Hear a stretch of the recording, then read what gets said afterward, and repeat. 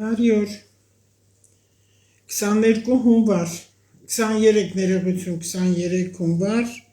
օրը շաբաթ։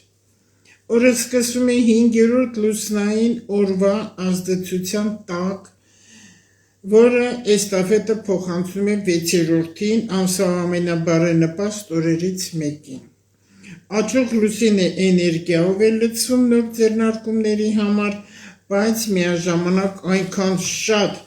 տարբերակներ է բացում իրադարձությունների զարգացման համար, որ դրանցից մեկի ընտրությունը թվում է հանցագործություն մնացածի դեմ։ Ձկների մոտ լուսնի ընդունումը մշուշում է ցանկության և անհրաժեշտության միջև եղած սահմանները ցանկացած որոշում վերածելով փիլիսոփայական հարցերի։ Ճաշից հետո լուսինը վերածվում է իմպուլսիվ խոյի,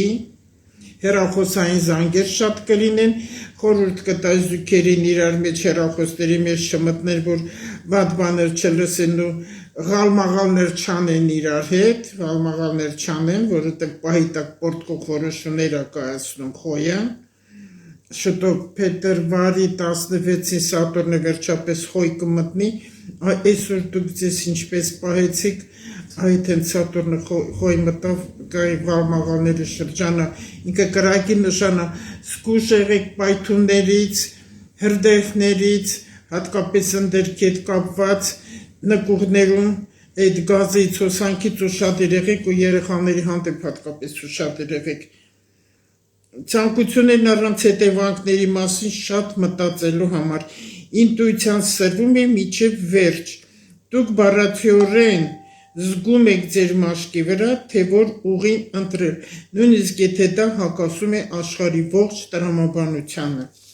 Հիմա ինչ ես ձեզ խորհուրդ կտամ, ասել եմ ամեն այս լուսնային օրերից հետո հետաքրքիր խորհուրդներ եմ ուզում տալ, նախ այսպեսի մի բան,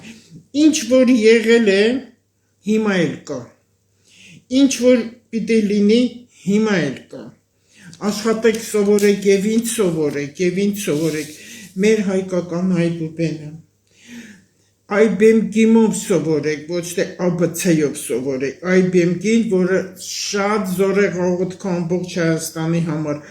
շատ զորեղ աղոթք է, երգելով սովորեք այդ, և վերջում դուք ձեր խնդրանքը, ձեր աղոթքը, դուք կզգաք, ձեր երեխաները երգեք, ձեր տանը երգեք այբեմգինը սովորելով ու կտեսնեք ինչքան ձեզ հզոր ու ուժեղ կզգաք և պաշտպանված կզգաք։ Մարդկային եղեք, մարդ եղեք, մարդավարի ապրեք, համբերություն։